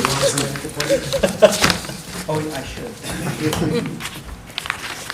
All right. Hi, I'm Andrew. I'm the town accountant. The mission of the accounting department is to carry out the accounts payable, payroll, and accounting functions of town with integrity and efficiency in accordance with all applicable laws and regulations. The department provides oversight of town operations in order to identify and eliminate fraud and misuse of resources. Some of our achievements over the past year are successful year-end closeout of FY21, and we're currently working on FY22. We automated Schedule A, the balance sheet, and other reporting. We are in the middle of rolling out a purchase card program for department heads. We just finished the link between the bank software and Vadar, and now we just need to teach people how to use the system, and then we'll be using that. What is a purchase card system? So rather than having companies invoice us, department heads will be able to use credit cards to help, streamline their operations. Like a virtual Amex or like some kind of virtual card. They'll have like an actual credit card that Oh, they can okay. charge their expenses to. Gotcha. And then they'll be able to use the bank's system to allocate it into Vadar, and we'll pay it. So it'd be closer to debit than credit card. Right. Because we don't want to start making personal cards and stuff. That's true. I mean, we'll pay it off every month. And there is, the way it works now is department heads generally use their own credit cards if necessary. When we roll out this program, the town will actually be keeping the credit card points, so to say. So that will help offset some of the costs that we see. I'm sorry, so what are the purchases going to be for supplies, or? Right, so they'll be able to use credit cards to spend their departmental budgets. Some companies, you have to use a credit card, and it's very difficult for us to work with them because unless the department head's willing to put it on their personal card, how else are we gonna? Right. A lot of times, it's depending on the department, but it could be anything from code books, textbooks that you need, that the vendor just does not invoice. They want payment,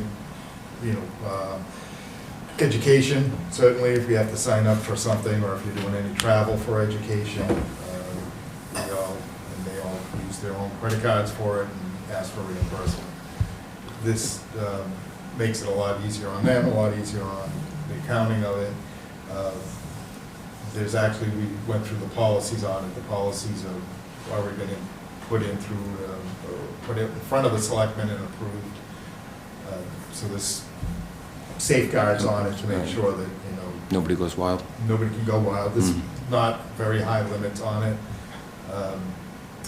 But that's basically it. And it was also set up with, we were having issues with some of our public safety employees who were responsible for purchasing their own gear, and they were getting reimbursed for it. And there were issues with, how they were getting reimbursed, if they were buying the best package, if it was something that was covered, and he set up actually a system so that they could use it through Amazon. So they can order with approval from their department head, and then they get billed properly and paid right away. So there's some systems like that that have just been a lot better than asking people to kind of go out, spend their own money. And the other part of it was taxes. If you go out and buy a piece of equipment, or if I go out and buy a piece of equipment for the job, I'm going to end up paying the sales tax on it, where if it's coming through the town's account. The town generally doesn't pay the tax and won't reimburse the employee when they purchase something, and they pay the tax. So that was a bit of a sticking point. Any chance there's like a town Venmo? Venmo, PayPal, the DOR doesn't really like those. There's not enough internal controls with those, so we try to stay away from that. It's a good idea, though. I like where your head's at. With credit cards, we're getting into the 20th century. Baby steps. Some of the other things that we've worked on this year are we implemented a new requisition process to help make sure that procurements are being done properly. And we're streamlining the budget process. So I hope these sheets are a little bit less clunky than the formats we've seen last year. I do like them. We all appreciate Yeah, the excellent. formats we're getting things. Some of the upcoming goals for the department, we'd like to continue providing excellent service to our employees and vendors. We're looking to keep going with prudent management of all town funds and improve processes along the way. Another goal of ours is to monitor ARPA spending, ensure completion and of town initiatives. Can I just, as far as the goals, can we just add in there, like, somebody come up with a plan or action plan for the management letter comments from the auditors? Because the management letter comments just keep rolling over year after year, and we never seem to do anything with them. And I don't know who's responsible for that, but it should be a goal of somebody's to deal with the management letter comments. Because many of those have been there for many years. Yeah, I'll put it in my goals. Okay. It's a management letter, I guess. Maybe it might already be there. As far as personal services goes, there are 4 employees, including myself, in the office.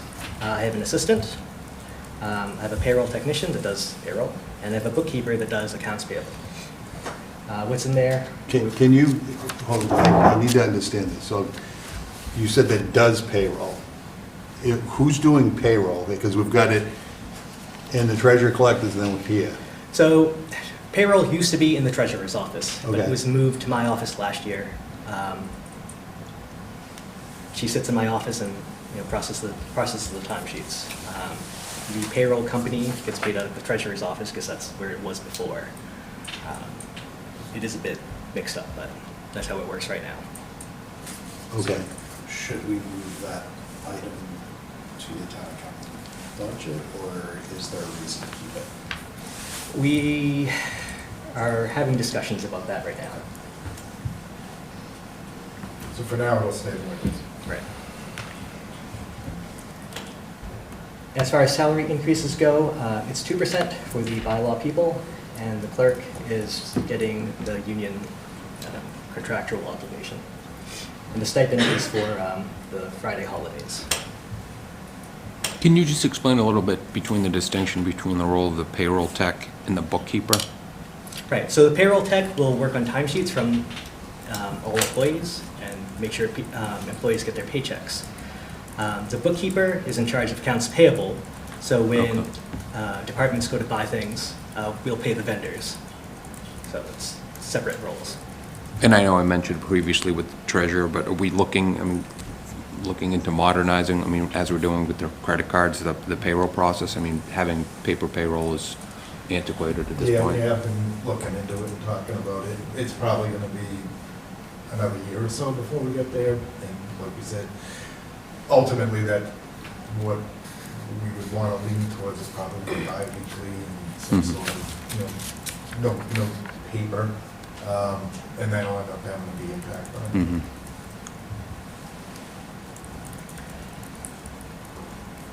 If you notice, the proposed budget for '24 is a little bit less than '23. The reason for that is the '23 budget included some vacation buybacks, as well as the previous town accountant was getting paid some stipends that I am not getting. So that's why it went down overall, despite the 2% increase. Also, my expense budget is level funded over last year. Brief note on auditing and accounting, that pays for the OPEB valuation, which is $4,800 per year. The current agreement covers the fiscal '24 OPEB valuation, so that will actually take us through fiscal '25. The cost for the audit, where does that, whose budget is that? That is in the town manager's budget. Okay. That contract covers the fiscal '23 audit, so it covers through '24. Right now, we're in fiscal '23, working on the fiscal '22 audit, so it's always a year behind. The cost for that is $46,000 per year, and again, it's in the town manager's budget.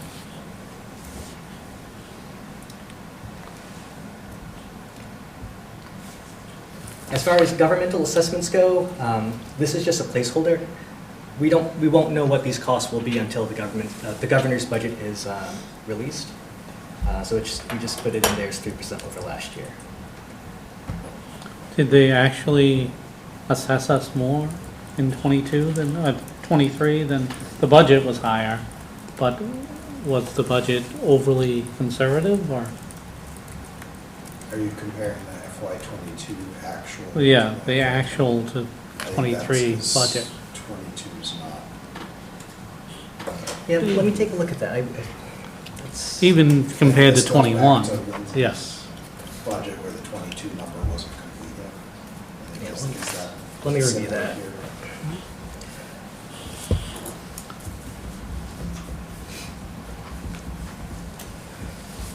Yeah, just what's going on. Can you just Regardless explain a of what little more? happens, we must pay it.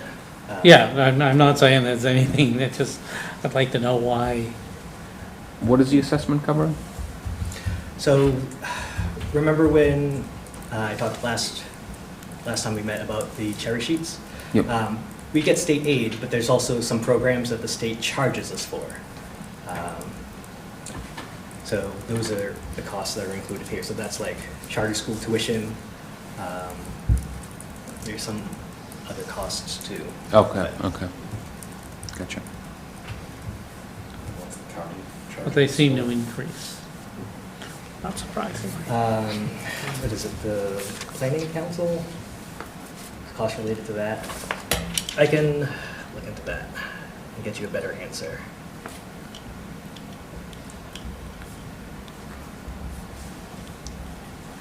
Why did the Southfield one go up so much? Right. I think that is over budgeted. So the way that works is each of the towns that are involved collect property taxes on the properties. And they send either 25 to 35% of that tax back to the authority. To the extent that those tax revenues do not cover the authority's budget, there's a special assessment. And I think we were afraid that we might be on the hook for that in '23. But I looked into it, and I think we're just, the only exposure that we have is a single parcel worth about $120,000. So I have an inquiry out to the authority about that, and it's probably coming down. For those that may be newer, Southfield's the former Naval Air Base. A little bit of it's in Abington, and there's some in Rockland and the middle states in Weymouth. So the part that's in Abington, we get property taxes from, but we also have some costs. They did just purchase 50-something acres or something like this of the old Coast Guard housing section. So they have added properties plus. Is that Abington addition? I don't know where that part is, what section it is, but I do know that they have, like, come out of, they took some of the land back from Eleanor, was it, or Elstiner, or whatever it was, Elstiner. and they've settled on a lot of those things, so it might have something to do with the assessment, actually.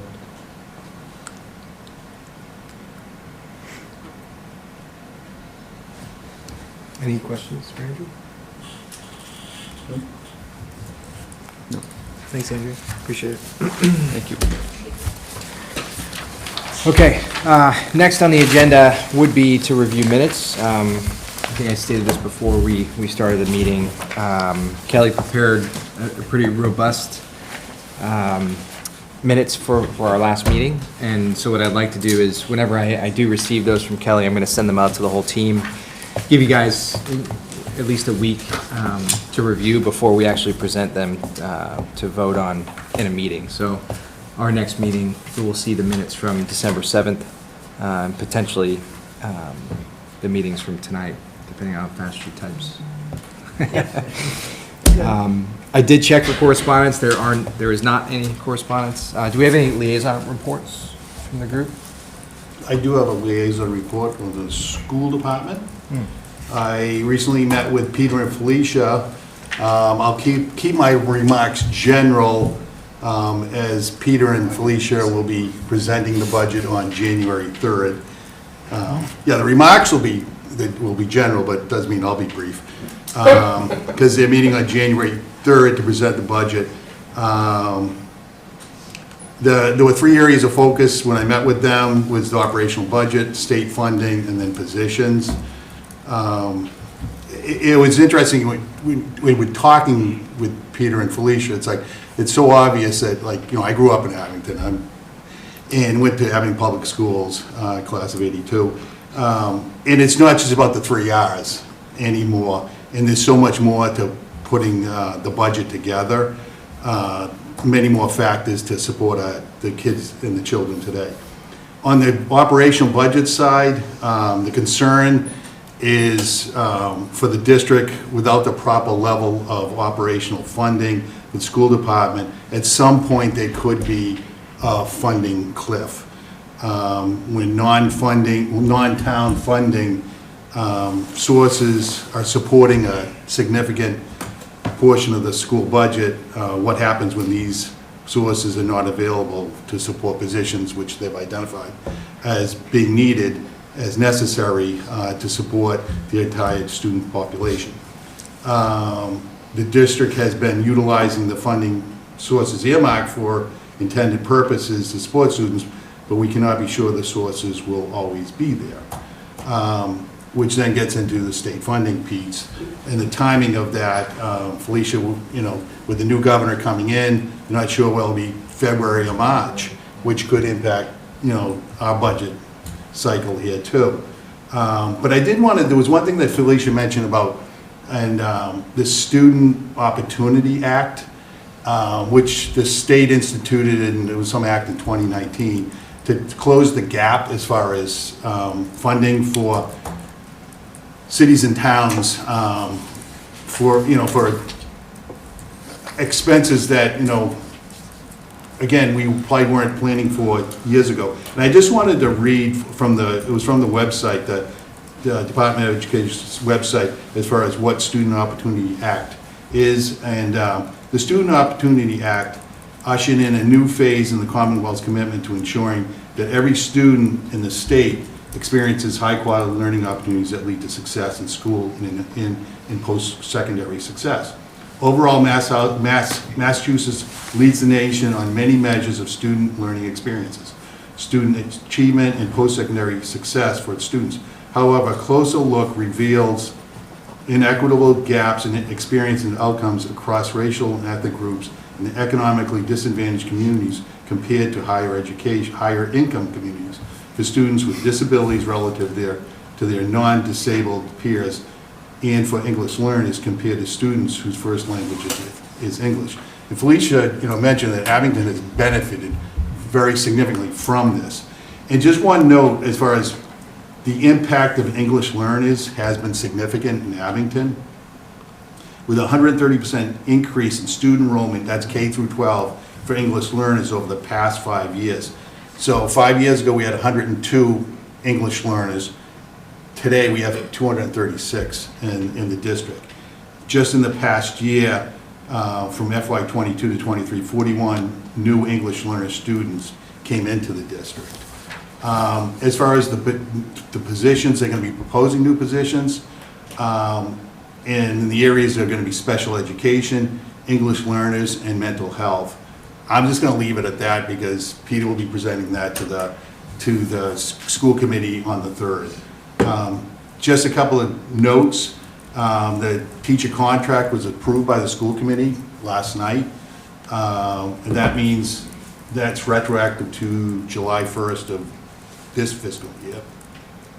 And so the increases will be year 1, 2.5, year 2, 2.5, plus a half, plus a point half at midpoint, and then 3% in the 3rd year.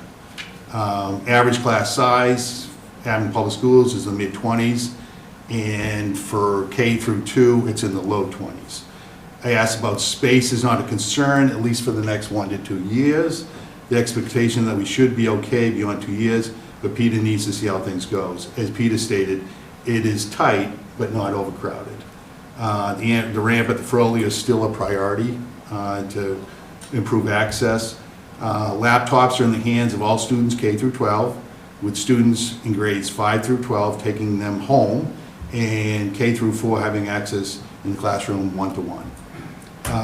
Felicia mentioned, with Scott's working together as far as entering into an electricity contract, which now looks like it was a good call on your part to lock that pricing in. So there'll be savings there. And then I just want to mention the security awareness is present in the school department with ongoing training and simulated phishing tests for staff. Within the district, there's an instructional technologist who works with staff and students on phishing dangers and how to avoid them. And the district is using firewall technology, email filtering tools, and endpoint security for protections, which is great. And so I just wanted to thank Peter and Felicia for their time, and that concludes my liaison report. Thank you. Just solid liaison report. Thanks, Will. I have one question, though. Did you happen to find out if they started rotating out laptops? Yeah, yes, they are. Okay. Yep. Yeah, so when the fifth graders come in, they get them, and then when the ninth graders go, those get, When the 9th grade leaves, they go down to the... yeah. Gotcha. Yeah. Okay. And Paul, was that outside funding source, is that COVID related? Is it those drying up? Well, yeah, there's the ESSER. ESSERs. Yeah. They had different funds in the town, they had different side funds. But there are other things that are also funded differently that, you just never know year whether that funding disappears or not. But it's there, and it was not necessarily COVID related. Okay. And that Froley ramp, wasn't that an outside section of the budget? Didn't we get that? We got design for it. Okay. So when the design's done, so you'll see, there will be a warrant article for that, for the build. I don't remember what the build, I have to look it up, but we will have a warrant article for that this year. Okay. Any other liaison reports from the team? Okay, so last point of discussion here is the next meeting. So we have it right now scheduled for January 4th, which I believe is a Wednesday, 7 p.m. here, Cotter Room. We'll have the inspectional services, town clerk, VSO, Veterans Service Officer, and the water department. What is inspectional services? I thought we... It's the building department. Okay. It's still inspection services, they just don't have that department with them. But Okay. it's, building, plumbing, gas, electric. Gotcha. And no plan to have any kind of Zoom link, but do let me know if you need it. I'd like to give them a couple days heads up if possible, so.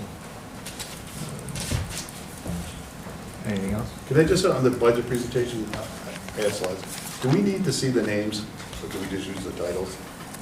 I mean, it is a public record, and it gets published in our annual report, so, I don't know how hard it is to collapse the name. I mean, we can omit them, but other towns, some other towns publish them, some other towns don't. Brockton Yeah. publishes them, that's where I came from, so. I don't think your viewer rating is as high as you think, so I think it's just us. Right, but I don't need to see somebody's name to It's do. higher than you think. Is it higher than the selectmen? I don't know if We it's have higher than to. the selectmen. But I know that a couple content. weeks ago, I was in Lowe's looking for something, and the guy who was helping me said, oh, maybe you can get the finance committee to approve funds for this. I've seen you on I'm those mistaken, meetings, all right, so we'll look into it. It's more people than you would expect. Is it a problem to collapse it, do you think? We can do that, that's fine. Just for this? It's always better to be more private, if you can, and know the rules, but. Well, again, like I said, I mean, this is published in the annual Yes. No, report. it is public record. Yeah, it's public record, But- people You ask can, for it all the I time. know, like state employees, you can go on the state's website and look up Yeah. the name of anyone and see exactly what they make and stuff. So It's what you accept when you work for the state and government. from Yeah, our, see from through. our Yeah. particular needs, I think to Paul's Yeah. point, we don't need to see the names. We're more concerned about the position and what we consider the cost for the position. And I think we try to give people a bit of privacy from that perspective, but if you can't, you can't. All right. Anything else from the team? Is there a motion out there? Motion to adjourn? Second. We have a motion to adjourn. It's seconded. Any further discussion? All those in favor? Aye. Any opposed? Nope. All right. We are adjourned. See you guys January 4th. All right. Have a happy